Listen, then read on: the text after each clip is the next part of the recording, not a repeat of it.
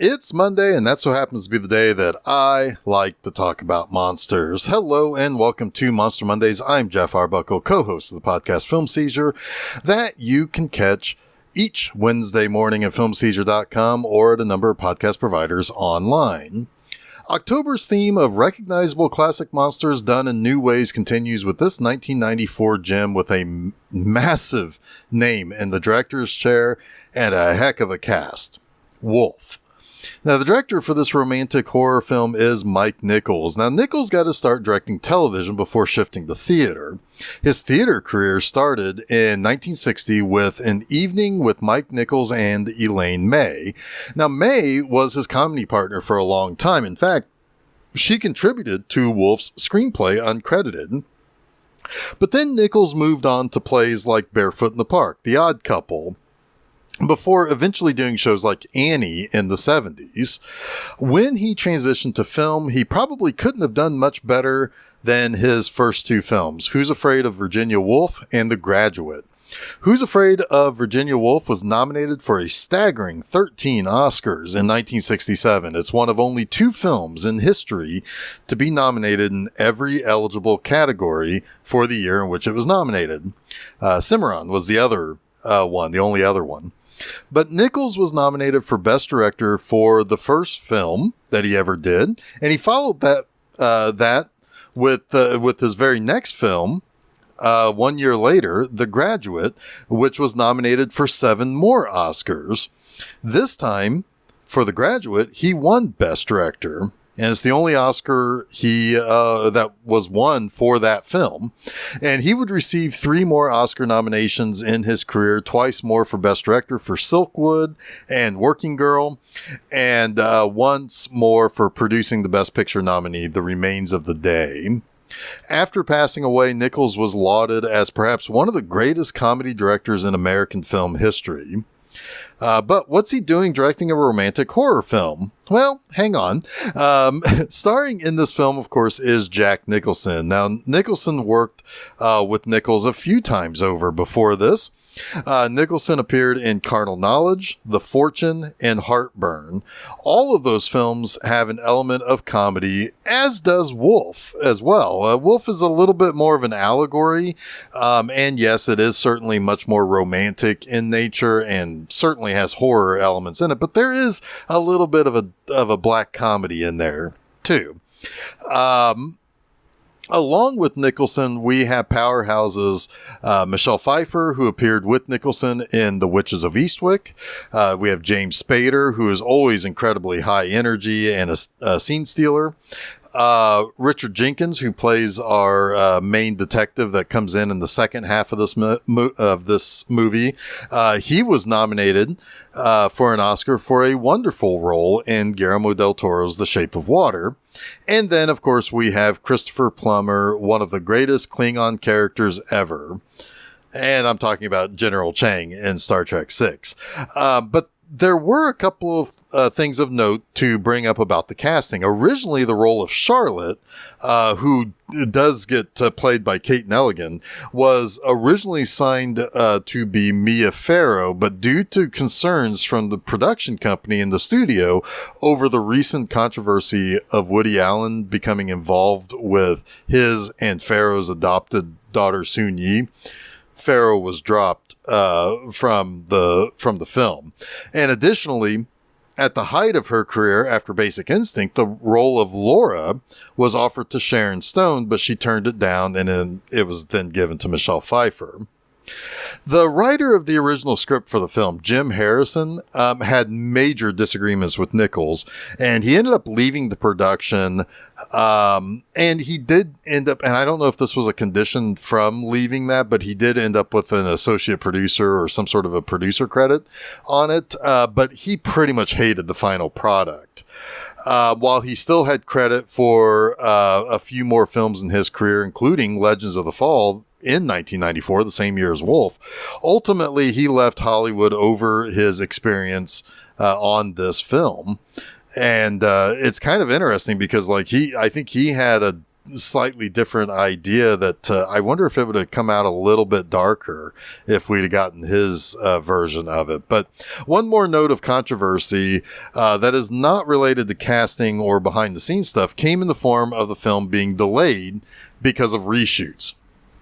The film would have been released likely in late 1993, but due to test audiences basically hating how the movie ended, some new scenes were shot and added in, which pushed the release of this film to June 1994, which unfortunately put it into direct competition with the surprise hit Speed, released the week before, and the massive hit of the year Forrest Gump, released about 2 weeks later. Wolf really only ended up with moderate box office success and lukewarm critical reception. One thing, there is kind of an obvious, it does look obviously different at the end. I'm assuming based solely on the reshoots for the ending. Michelle Pfeiffer looks completely different. It doesn't feel like it's in the same location where the movie should be.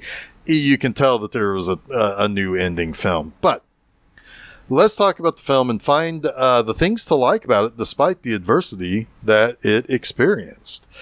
At the beginning of the movie, in rural Vermont, Will Randall, played by Nicholson, is driving along a snowy road when he suddenly hits a very large black wolf. Will gets out of his car and sees that the wolf is still moving, but when it stops moving, he begins to poke it with a stick and believes it to be dead. However, we see that the wolf's eyes open and close, so it's not dead. And sure enough, when Will tries to pull the wolf off the road, it jumps up, bites his hand, and runs off into the woods, where he is soon joined by other wolves who emerge from the tree line to watch Will. And freaked out, Will gets back in his car and speeds away as fast as he can on the snowy road. And a couple of days pass, or at least some time passes, and Will's back in New York City, where he works as the editor-in-chief of a large publishing house. There's a lot of buzz going around about a new business tycoon played by Christopher Plummer named Raymond Alden is taking over the publisher and possibly firing several of the top people at the publishing house, which might include Will. His protege, Stuart Swinton, played by James Spader, also threatens to leave with a lot of the other members of the staff if Will is fired. But before we get to this big party that is going on for Alden to kind of tell everybody what their future is, Will goes to the doctor to get a rabies shot. And the doctor says, and this comes up a few times, that it's highly unlikely that there was a wolf in New England. So it surely wasn't a wolf that bit Will, but Will is adamant, and the doctor then relays a story about another person he gave a rabies shot to ending up with brain damage. That's one of those things where it never really comes back up again, but there are other things that are talked about as far as like the things that he experienced. I wonder if maybe that was meant to kind of set a tone to say, he's not really turning into a wolf. He's got other things going on with him, at least as a way to kind of explain away certain things. But it takes a different route. But later, like I said, Alden is throwing this big glamorous party for the employees of the publishing house so that they can basically figure out what their future is with the company. And Alden talks to Will and wants him to take a demotion to basically take over an office within the company in Eastern Europe. But Will's replacement, it's going to be Stuart Swinton. During the conversation, something strange happens. As Will approaches a trio of horses that are owned by Alden, they all begin to buck and go wild until Will walks away. And he also starts to feel strange, like almost like he's having chest pains, or he's feeling faint, or he's just getting sick. And that's when he meets Alden's beautiful daughter, Laura, played by Michelle Pfeiffer. Now, Laura is a little bit of a screw-up. She's had drug problems in the past. She's run around with people that her father didn't approve of. She's been arrested for a few things. She kind of comes and goes. She's not really a grown-up, at least that's the way we're supposed to think of it, at least from Alden's point of view. But Will's job isn't the only thing that Stuart has taken. As Will's senses and perception begins to sharpen along with, in time, his teeth, Will's hearing has gotten better. His vision has improved. His hair has darkened and thickened. He can smell things that are almost imperceptible to normal people. And because of that sense of smell, he soon discovers Stuart and his wife Charlotte, again played by Kate Nelligan, are having an affair. And he realizes this first by smelling her scent on her clothing, which connects to something she said earlier when they were driving home from that party at Alden's about how she had no idea that Stuart got promoted, which is something she shouldn't have known about generally. So to confirm it, he finds the two of them together at Stuart's apartment, and in anger, he bites Stuart on the hand. That's going to come back and bite him in the butt later. But the next day, full of vigor and a side of piss and vinegar, Will decides that he's going to basically stage a mutiny at the publishing company. He's going to find investors to start a new publishing company. He's going to tell their top writers some hooey about how the publisher is going to handle them and whether or not they'll be safe with contracts if for whatever reason a book doesn't do or doesn't perform as well as the company wants or whatever. And then he decides he's going to do everything in his power to basically bury Stuart and use this to kind of position himself against Alden to basically get more of what he wants. He even goes to Alden directly and tells him that he's not going to Eastern Europe and he's going to quit instead. And later outside, he talks to Laura, who is riding a horse out front. And when he approaches, she gets thrown off the horse. And she's quick to mention that it seems as though animals are generally afraid of him and he should learn to stay away from them. But to piss off her father, she decides to start a relationship with him. And Will confides in her that he's changed since the encounter with the wolf. And shortly after, he has a fainting spell, which then basically forces him to have to stay at Laura's villa on Alden's property. And after falling asleep, he wakes up having been transformed into something between human and wolf. He's grown more hair on his face. His ears are pointy and his canine teeth have grown and sharpened. And he's also considerably more agile. He finds a deer on the property and chases it down and eventually bites its throat out. And he wakes up later lying next to like this little brook, and he's got blood all over him and he has no idea how he got where he is. He immediately leaves and goes back to the doctor, who believes that he was just sleepwalking. He fell and he cut his head and he got knocked out. But later, Will's play to create a mutiny within the writers that are signed on to the publishing house works, and it allows for him to be able to keep his job as editor-in-chief, and he gets to personally tell Stuart that he's still the top dog, for a lack of a better term, no pun intended. But Will meets with an expert in paganism who basically tells him that he is transforming into a wolf. Now, Will is disbelieving at first, but he can't deny that the old man knows his theories about all this stuff, and he knows what he's been going through. Now, he suggests that Will should be seeing a shaman to know the full rules of what's going through or what he's going through and maybe how to stop it. But he knows one thing though. Not everyone transforms after a bite from a wolf. They have to have something wild inside of them, an analog to the wolf within their nature. To stop the full metamorphosis into a wolf, Will is given an amulet from the old man. And he says he must always wear the amulet and it must always be touching his skin to basically prevent the transformation into a wolf every night. Now, it will hurt as the wolf tries to break through that protection, but he will not transform. And in return, the old man doesn't ask for anything, but he does have one request, and that's for Will to bite him. You see, he'd rather be damned to become a wolf than to suffer death, which he has been recently diagnosed. But Will can't go through it. Can't go through with it. He doesn't really believe everything that the man is saying, even though what he's saying is registering with Will. But that night, Will decides not to put the amulet on, and he just leaves it on the dresser in the hotel that he's renting at now that he is separated from his wife. And that causes him to transform again. But this time, Will decides to go into the zoo where the other animals are. But two cops, one of which was played by David Schwimmer. That's always interesting to see somebody like that well before their fame. But they try to arrest him for breaking into the zoo, but Will escapes, much to their surprise at how well he moves and leaps about. When he starts walking through Central Park, he gets attacked by a trio of muggers who don't realize that they've messed with the wrong guy. The next day, Will reveals to Stewart in the bathroom at the publisher that he took back the editor-in-chief position.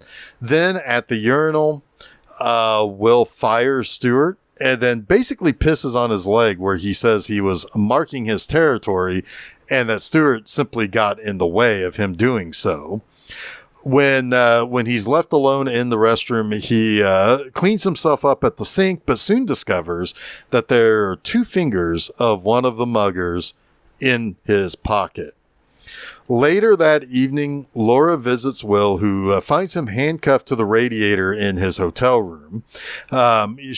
He says that he's going to hurt her if she sticks around, but she doesn't really believe it. However, she does know a thing or two about picking locks on the handcuffs, and that's from her past.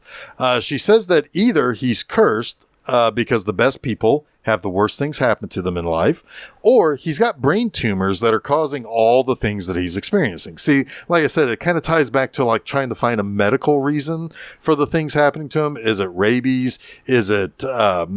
is it something that's caused him to go insane? Is it brain tumors? What is it? Is it stress from everything going on at the publishing company? You get the idea. They end up spending the night together, even though he does slip out at one point to do wolfy things like howl at the moon. The next morning, the police come to speak to Will. You see, Charlotte was found dead in Central Park. She had been murdered. Her throat was torn out. And watching the news report about her murder is Alden, who is sitting on a couch with Stewart.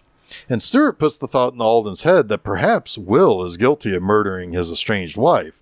If he is arrested and found guilty, that could mean that Stewart could get the editor-in-chief position back. Now, Laura takes Will to her place there on her father's estate. And the detective calls Laura and tells her that he wants the statement that he asked them for previously. And he confirms that the tissue recovered from Charlotte's body had canine DNA in it.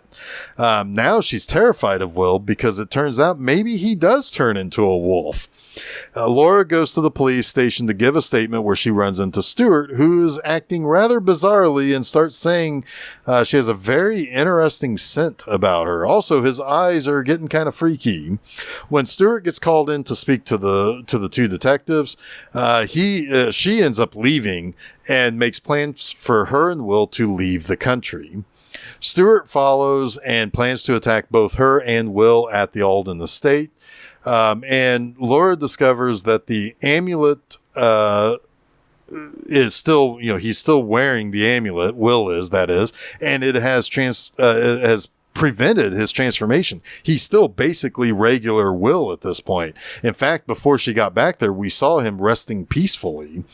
When Will discovers that Laura is in trouble from Stewart, he basically rejects the amulet to give into his wolf side to protect her. And after a fight with Stewart, he believes he's finished him off. But Stewart goes for one last attack with gardening shears, but Laura uses the gun from one of the guards that Stewart's killed to get to the estate to kill the younger wolf. Knowing that he's transformed even further, in fact, he is pretty much beyond being able to return to his human self, Will escapes into the forest And as the police come to clean up the scene, Laura tells her father and the detectives that Will must have gotten on an airplane at the airport and has left town. Laura reveals that she now has some of the same wolf abilities Will had, like smelling alcohol on the detective's breath, before she walks off into the night to find the totally changed Will, who is now a large black wolf, with her eyes showing that she now is also turning into a wolf. So now it's time for me to select the 3 things I like about Wolf. First up, I love the score of this movie. It was composed by the great Ennio Morricone. Morricone's score is classic and sweeping. It makes the movie feel classy, but also classic. There's a wonderful feeling to it that reminds me of a Universal classic monster movie score. It's not like a score that I can hear and hear a piece from it and directly point out, oh, that definitely sounds like the Wolfman or the Son of Dracula or Frankenstein or something like that. But it would fit in within the Universal Classic Monsters movies. It goes back and forth being pretty and then haunting, and then sometimes it accomplishes both at the same time. It also has parts that come out when Jack Nicholson is wolfing out. And he's kind of, he's stalking something or he's doing something where his wolf side is finally, or is kind of taken over for the night. And there's like this synthesizer set of notes, that piece is pretty cool too. It's like it represents his new abilities. Next, I think the cast for this movie is pretty good. In particular, I think Nicholson and Spader are very well cast. I mean, Pfeiffer is always good, but sadly, what makes her good in so many other roles in her career isn't quite as present here. By the final act, she kind of sinks into girlfriend role after spending most of the movie being kind of tough and independent. She's still good and certainly a sight for sore eyes, but Nicholson and Spader, they're just fantastic in this. Nicholson is very sympathetic, where Spader is very much a slimy turd.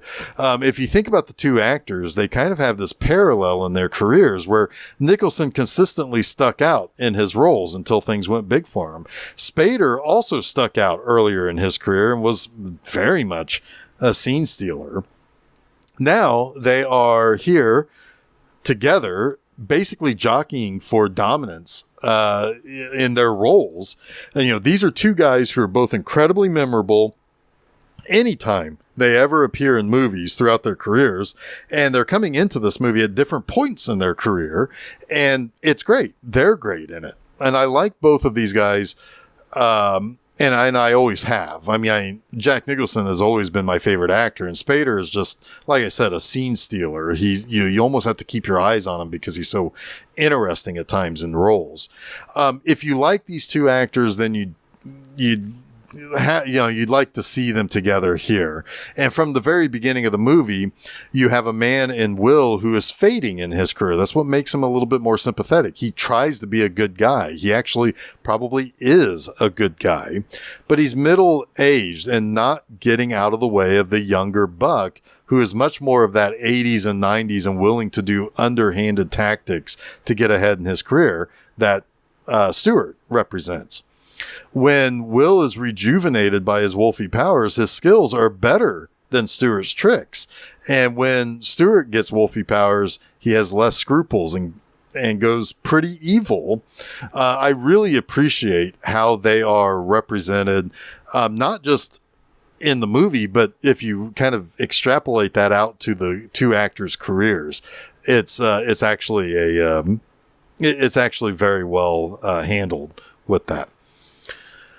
Thirdly, the movie is more or less about the wolves who are in corporate business, and it does work on that level. I talked about how it works in the dichotomy of Will and Stewart, but on a larger scale, that's what the movie is supposed to be about as a whole. We have this kind of pack of wolves in business, the people who are kind of managing everything, and they're kind of going at each other. It certainly works if looking at how business was often portrayed in the 80s and early 90s.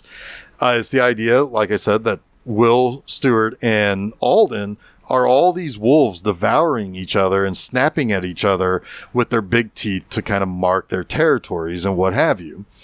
that's sort of changed over the past 30 years, but it does kind of work when you think about the kind of the powerful, the people who are really good at what they do, and those who will do whatever it takes to take the place of the people who are really good at what they do, regardless if that person willing to do anything actually has any skill at the job that they're doing.